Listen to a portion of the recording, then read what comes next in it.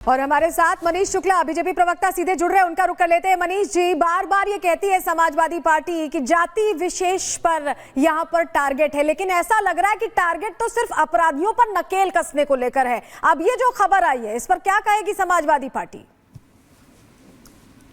देखिए, 19 मार्च 2017 को भारतीय जनता पार्टी की सरकार उत्तर प्रदेश में crime free Uttar Pradesh, corruption free Uttar Pradesh के वादे के साथ आई थी और पिछले 7.5 साल में अपराध के खिलाफ कठोर कार्रवाई सुनिश्चित की गई है।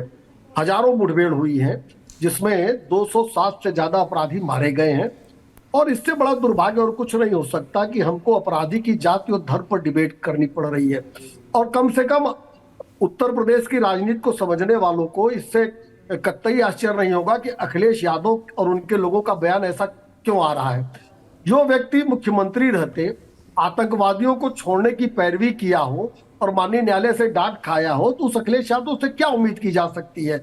अभी अयोध्या और कन्नौज में बलात्कार हुआ था, बलात्कारी समाजवादी पार्टी के। मनीष जी, आपको रोकते हुए सीधे रुख करते हैं सुनील सिंह यादव जी का, जिनके पोस्ट के बाद सियासी घमासान भी मचा हुआ है। लेकिन सुनील सिंह यादव जी, सवाल क्यों खड़े कर रहे हैं आप लोग? समाजवादी पार्टी सवाल क्यों खड़े कर रही है? मंगेश के बाद जो अनुज है, वो भी इसका भी नाम डकैती में शामिल था, जो ट्रैक रिकॉर्ड है बताने के लिए काफी कि वो कई मामलों में वंचित चल रहा था। तो जब ऐसे अपराधियों का, बदमाशों का एनकाउंटर होता है, तो समाजवादी पार्टी एक सॉफ्ट कॉर्नर क्यों क्रिएट कर लेती है? क्रिया पर सवाल खड़ा करती है। जिस तरीके से मंगेश यादव की हत्या हुई, तो हमने सवाल खड़ा किया। और एक लूट में आप सोचिए कि उत्तर प्रदेश में एक लूट में योगी सरकार की, एसटीएफ की इतनी थ्योरी आई हैं। कभी उन्होंने कहा कि हमने मुख्य आरोपी को गिरफ्तार कर लिया, कभी कहा मुख्य आरोपी को पैर में हमने इनकाउंटर कर दिया, कभी कहा कि हमने इनकाउंटर कर दिया। अब फिर एक इनकाउंटर उन्नाव में कर देते हैं। तो ये अकाउंट सेटल इनकाउंटर है। जब आपने पीडीए समाज के लोगों को इतना जबरन इनकाउंटर करके हत्या कर दी, तो अब आप खाता बही सही कर रहे हैं। और बीजेपी सरकार सब कुछ जबरन करती है। ये उत्तर प्रदेश में जबरन रिटायरमेंट करते हैं, जबरन ट्रांसफर पोस्टिंग करते हैं, जबरन अपनी पार्टी में शामिल करते हैं, जबरन मुकदमा लिखते हैं, जबरन इनकाउंटर करते हैं। हम कह रहे हैं उत्तर प्रदेश की पुलिस या उत्तर प्रदेश में संविधान नाम की कोई चीज है कि नहीं? न्यायपालिका कहीं बची या नहीं बची? अगर नहीं बची है तो फिर पुलिस का पागलपन पूरा उत्तर प्रदेश देख रहा है। हम तो आपके कार्यक्रम के माध्यम से कहेंगे, माननीय सर्वोच्च न्यायालय संज्ञान ले, वरना ये तो किसी को भी मार देंगे। भाई, आप किसी को न्याय देने वाले कौन होते हैं? फिर न्यायपालिका क्या करेगी? आप ही अपना फैसला कर देंगे तो मरने वाला किसी भी जाति का हो, हम प्रक्रिया पर सवाल खड़ा कर रहे हैं। पहले यादव जी, आप प्रक्रिया पर सवाल खड़े कर रहे हैं। आप ये कह रहे हैं कि प्रक्रिया ही गलत है, यानी अपराधियों पर आपके हिसाब से पहले ये समझना चाहिए कि उनकी जाति क्या है, उसके बाद कार्रवाई करनी चाहिए, ये आप कहना चाह रहे हैं। मनीष शुक्ला जी हमारे साथ जुड़े हुए हैं। मनीष शुक्ला जी, आप सुन रहे थे इनका क्या कहना है, लेकिन ये अलग तरह की राजनीति नहीं है क्या? क्या यहाँ पर अपराध का भी, अपराध को तो लगता है कि धाराओं के तहत तय करना होता है, अभी तक तो यही पता था।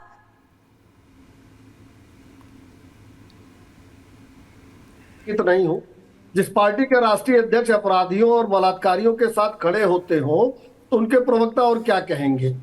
उत्तर प्रदेश में कानून का राज है। अभी तक जितने भी इनकाउंटर हुए, किसी पे कोई भी सवाल माननीय न्यायालय में नहीं खड़ा हुआ है। ये लोग दरअसल अपराधी और अपराध को बचाने के लिए लगातार प्रयासरत रहते हैं। अभी कन्नौज में इनका समाजवादी पार्टी का नेता बलात्कार में गिरफ्तार हुआ था। डीएनए टेस्ट की मांग किया था अखिलेश यादव ने। उस बेटी की बयानों पर उनको भरोसा नहीं था और उस बलात्कारी के बात पर भरोसा था। डीएनए टेस्ट मैच कर गया है। कन्नौज गए थे परसों अखिलेश यादव, उस बेटी से माफी मांगने गए क्या?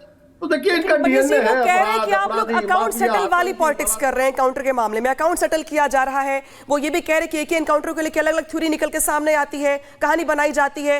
तो वो एनकाउंटर की थ्योरी को लेकर सवाल खड़े कर रहे, साथ ही ये भी कह रहे कि जो न्यायपालिका, उसका काम क्या रह जाएगा जब ऑन द स्पॉट फैसला कर दिया जाएगा एनकाउंटर करके? इस पे जवाब आपका। देखिए अनामिका जी, आप तो लखनऊ रही हैं और समाजवादी पार्टी और सभी दलों में जो परिस्थितियां हैं उसको आप भली बात जानती हैं।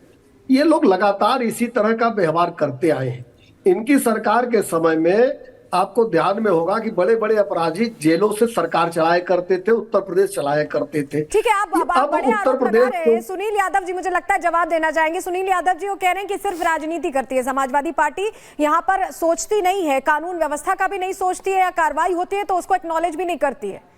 क्या कहेंगे सुनील यादव जी?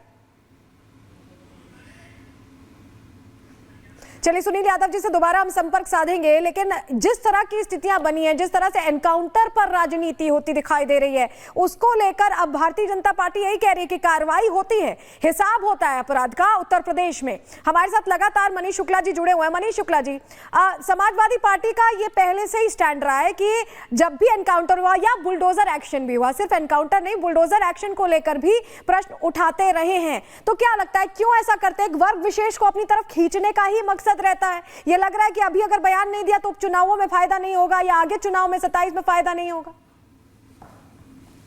देखिए, समाजवादी पार्टी किसी राजनीतिक दल की तरह व्यवहार नहीं रखती है।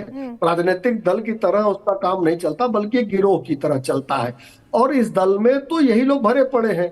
उनको सेव करना, उनके पक्ष में बयान देना और उनको बचाना, यही इन लोगों की फितरत में शामिल है। और आज से नहीं, समाजवादी पार्टी जब से बनी है और आज तक अगर आप लगातार देखेंगे तो ये क्रम जारी है। मैंने पहले ही कहा, अखिलेश यादव मुख्यमंत्री रहते आतंकियों को छोड़ने की पैरवी किया था उन्होंने, और माननीय उच्च न्यायालय इलाहाबाद ने फटकार लगाई थी। तो ये तो इनका चरित्र है। और अभी तो लगाई थी मनीष शुक्ला जी, लेकिन सवाल दरअसल ये है कि उत्तर प्रदेश में उपचुनाव है और उपचुनाव के पहले जो एनकाउंटर्स को लेकर सवाल खड़े किए जा रहे हैं, क्या ये मान लिया जाए कि ये सोची समझी रणनीति है, संयोग है, या फिर अखिलेश यादव की पॉलिटिक्स का नया तरीका है? खैर, शुक्रिया तमाम जानकारी के लिए। बातचीत के लिए सीधे रुख करेंगे अजय दुबे का, जो कि मौजूद थे वहां पे जहां पे अनुज यादव का एनकाउंटर किया गया। वहां से ग्राउंड रिपोर्ट दिखाते हैं आपको। सुल्तानपुर लूटकांड में मंगेश यादव के बाद एसटीएफ ने आज दूसरा एनकाउंटर किया है। ये दूसरा एनकाउंटर उन्नाव जिले में हुआ है। उन्नाव जिले से रायबरेली की तरफ जाने वाले रास्ते के एक मोड़ पर कल देर रात अनुज प्रताप सिंह गुजर रहा था, जहां पर एसटीएफ ने उसे घेरा, आवाज दी, जिसके बाद पलटकर उसने गोलियां चलानी शुरू की। एसटीएफ ने जवाबी कार्रवाई की और उसके सर पर गोली लगी और ठीक इसी जगह पर वो ढेर हो गया है। यही वो जगह है जहां पर इस पूरे लूटकांड का एक मुख्य किरदार अनुज सिंह कल देर रात गुजर रहा था। जो ये लूटकांड हुआ था उसमें जो तस्वीरें एसटीएफ ने जारी की थी उसमें अनुज सिंह भी दिखाई दे रहा था, जो कि व्यापारी को धमकाता हुआ दिखाई दे रहा था। सोमवार को उन्नाव में उसे मार गिराया गया है। एसटीएफ को जब अनुज ने घेरा है, उसने फायरिंग की है। जवाबी कार्रवाई में ये सारा घटनाक्रम हुआ, देर रात ये सब कुछ हुआ और फिर गोली लगने के बाद जब उसे अस्पताल लेकर जाया गया तो डॉक्टरों ने उसे मृत घोषित कर दिया। ये उन्नाव से रायबरेली की तरफ जाने वाला रास्ता है और देखिए किस तरीके से अभी भी यहाँ पर जो खून के थक्के हैं, जो खून गोली लगने के बाद यहाँ पर जब वो ढेर होकर गिरा है तो खून बिखरा है, वो दाग खून के अभी भी यहाँ पर दिखाई दे रहे हैं। ठीक इसी जगह पर यह एनकाउंटर हुआ। एसटीएफ ने सुबह इस एनकाउंटर से जुड़ी हुई जानकारी दी। जिस तरीके से सुल्तानपुर लूट की घटना हुई, उस लूट के बाद व्यापारियों में पूरे उत्तर प्रदेश में बड़ा आक्रोश रहा। इस घटनाक्रम में सबसे पहले मंगेश यादव का एनकाउंटर होता है, फिर एक हाफ एनकाउंटर अजय यादव का जिसमें उसके पैर पे गोली लगती है और अब एक और एनकाउंटर होता हुआ जो है उन्नाव की सड़कों पर दिखाई दे रहा है। अभी भी इस पूरे मामले में 3 आरोपियों को एसटीएफ खोज रही है। वीडियो जर्नलिस्ट दीपक त्रिपाठी के संग अजय दुबे, रिपब्लिक भारत, उन्नाव।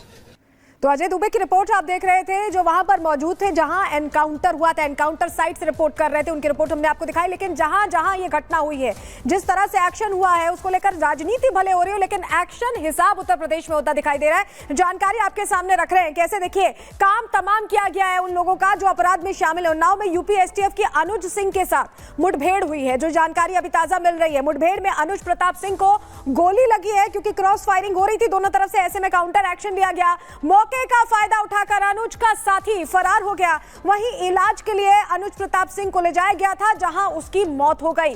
लेकिन आपको बताएं कि सुल्तानपुर डकैती कांड का ही आरोपी था अनुज सिंह, जिसकी तलाश कर रही थी एसटीएफ। डकैती मामले में अब तक 4 लोगों को गिरफ्तार किया गया है। आपको याद होगा सुल्तानपुर में 10 मिनट के अंदर कैसे बंदूक की नोक पर डर दिखाकर लूट की गई थी और उस पर एक्शन दिखाई दे रहा है। और हमारे साथ अजय दुबे, हमारे सहयोगी, लगातार जुड़ रहे हैं। अजय, जिस तरह से हम देख रहे हैं, आप उसी साइट पर, एनकाउंटर साइट पर मेरे ख्याल से मौजूद हैं।